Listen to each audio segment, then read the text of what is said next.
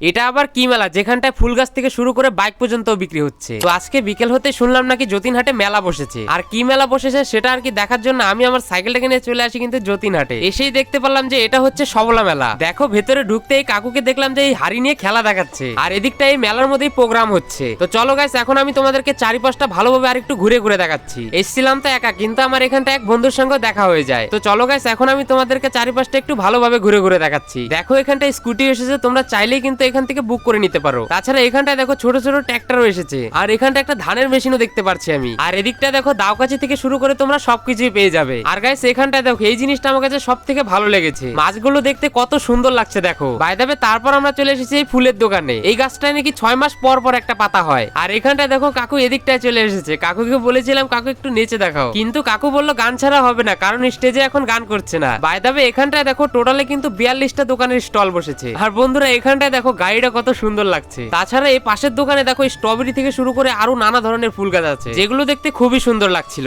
By the way তারপর এখানটা দেখো এই বাঁশ দিয়ে তৈরি করা এই জিনিসগুলো কত সুন্দর সুন্দর বানিয়েছে, তাই একটু বসে ট্রাই করছিলাম। তো সবকিছুই তোমাদের সঙ্গে শেয়ার করলাম। তো আমি এখন বাড়ি যাই, তোমরা ততক্ষণে ভিডিওটাকে লাইক শেয়ার সাবস্ক্রাইব করো। বাই।